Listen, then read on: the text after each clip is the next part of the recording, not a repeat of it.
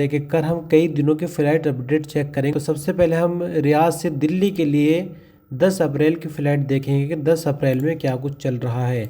अस्सलाम वालेकुम दोस्तों, फाइनली एक लंबे इंतज़ार के बाद ईरान, इजराइल और अमेरिका वॉर के बीच युद्ध विराम यानी सीज़ फायर का ऐलान हो चुका है। फिलहाल 15 दिनों के लिए युद्ध विराम हुआ है। ऐसे में गल्फ देशों में रहने वाले इंडियंस के लिए एक सबसे बड़ी जो चैलेंजिंग प्रॉब्लम चल रही थी वो फ्लाइट थी। कुछ लोग गल्फ रीजन से इंडिया जाना चाह रहे थे, जबकि इंडिया से भी बहुत से लोग ऐसे फंसे हुए हैं जो अपने काम पर वापस गल्फ रीजन में आना चाहते हैं। अगर मैं खुद का एक पर्सनल एक्सपीरियंस आपको बताऊं तो मैंने एक भाई का फ्लाइट का टिकट 11 अप्रैल के लिए कुवैत से दिल्ली के लिए किया था, लेकिन उसके बाद सिचुएशन आपको पता ही है, वो कुवैत में फाइनल एग्जिट पर है और हर दिन 2 दिनार का गिरामा लग रहा है। और ये किसी एक की बात नहीं, बहुत सारे लोग मुश्किल में अभी भी फंसे हुए हैं। तो आज हम इस वीडियो में ये जानने की कोशिश करेंगे कि सीज फायर के बाद आखिर फ्लाइट्स के रेट में क्या कुछ चेंजेस हुए हैं और आपके लिए एक बेहतर ऑप्शन क्या होगा अगर आप इस बीच यानी जब तक सीज फायर का ऐलान हुआ है अगर सफ़र करना चाहें सऊदी अरब से राजधानी रियाद के लिए। और बात सिर्फ रियाद से दिल्ली की ही नहीं, अगर यहाँ फ्लाइट के रेट में आपको सुधार दिखा तो फिर आपको इससे अंदाज़ा हो जाएगा कि बाकी जगहों पर भी आपको सुधार देखने को मिला है, क्योंकि एयर स्पेस सभी के लिए बंद था, सभी तरह की फ्लाइट्स प्रभावित हुई। तो चलिए पहले हम फ्लाइट्स के रेट देख लेते हैं, फिर बाकी खबरों पर आगे बढ़ेंगे। तो जैसे कि मैं आ गया हूँ अल मुसाफिर वेबसाइट पर, एक एक कर हम कई दिनों के फ्लाइट अपडेट चेक करेंगे और आपको एक बेहतर ऑप्शन देने की कोशिश करेंगे। तो सबसे पहले हम रियाद से दिल्ली के लिए 10 अप्रैल की फ़्लाइट देखेंगे कि 10 अप्रैल में क्या कुछ चल रहा है। फ़्लाइट की शुरुआत हो जाती है 3024 रियाल से। जैसे कि आप देख सकते हैं अभी बीते दिनों जो वीडियो बनाई थी उससे भी ज़्यादा प्राइस बढ़े हुए हैं और एंडिंग हो रहा है 14,903 रियाल। इसके अलावा अब बात करते हैं 15 तारीख को क्या चल रहा है। तो रियाद से दिल्ली के लिए 15 अप्रैल की अपडेट आपके सामने है।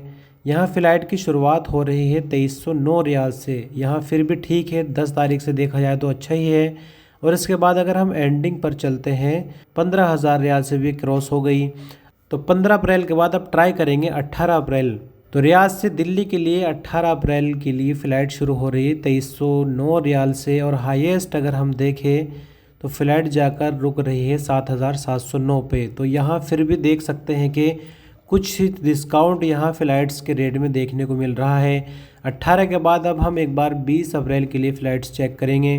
तो 20 अप्रैल के लिए फ़्लाइट का रिज़ल्ट रियाद से दिल्ली के लिए जो कि हम देख ही रहे हैं आहिस्ता आहिस्ता अभी सुधार होता जा रहा है। 1489 रियाल से फ़्लाइट्स जो है वो शुरू हो रही है और हाईएस्ट अमाउंट फ़्लाइट की बुकिंग के लिए पहुंच रहा है 14,799, मतलब यहाँ भी लगभग 15,000 रियाल में ही पहुंच रहा है। लेकिन स्टार्टिंग प्राइस अगर देखें तो वो काफ़ी ज़्यादा ठीक देखने को लग रहे हैं। अब इसके बाद हम 22 तारीख के लिए एक बार डेट चेक करेंगे, क्योंकि 22 तारीख के बाद जो सीज़ फायर का टाइम है 15 दिन का वो भी ख़त्म होने वाला है और हो सकता है कि जंग दोबारा से शुरू हो जाए।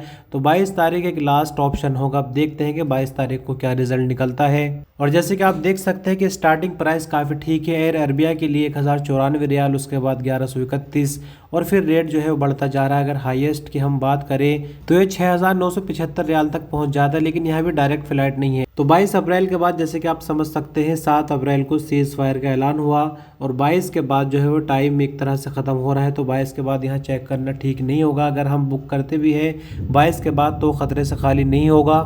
तो जैसे कि आपने सभी रेट अच्छे से चेक किए, सीज़ फायर होने के बाद भी शुरुआती दिनों में कोई राहत देखने को नहीं मिल रही, लेकिन अगर सीज़ फायर के एंडिंग दिनों पर हम जाए तो तब हमें कुछ राहत देखने को ज़रूर मिल रही है। 22 तारीख तक जैसे कि आपने देखा कि टिकट 1,100 रियाल के रेंज में आ गया। बाकी उम्मीद करते हैं कि सीज़ फायर बना ही रहे, दोबारा जंग शुरू ना हो, क्योंकि ईरान, अमेरिका, इसराइल के साथ साथ बाकी आम लोगों को भी बहुत तरह का नुकसान झेलना पड़ रहा है। तो न्यूज़ बुलेटिन की दूसरी खबर हज सीज़न से आ रही है मक्का मुकर्रमा से। यहाँ अपडेट ये निकल रही है कि नुसुक कार्ड इस बार हज सीज़न 2026 के लिए बहुत ज़्यादा ज़रूरी हो गया है। सऊदी हज और उमरा मिनिस्ट्री ने बिल्कुल साफ कर दिया है कि मक्का मुकर्रमा और मशाइर मुक़द्दसा में एंट्री के लिए नुसुक कार्ड बहुत ज़रूरी है। नुसुक कार्ड के अगर हम डिजिटल वर्जन की बात करें तो ये नुसुक और तवक्कल एप्लीकेशन के ज़रिए मिल जाएगा, लेकिन डिजिटल वर्जन हर जगह काम नहीं करेगा। आसानी से अगर वेरिफिकेशन कराना है तो आपके हाथ में फिजिकल कार्ड होना ज़रूरी है। इसके लिए हज उमरा मिनिस्ट्री का कहना है कि नुसुक कार्ड का फिजिकल वर्जन आपकी सर्विस प्रोवाइडर कंपनियों के ज़रिए उपलब्ध कराया जाएगा।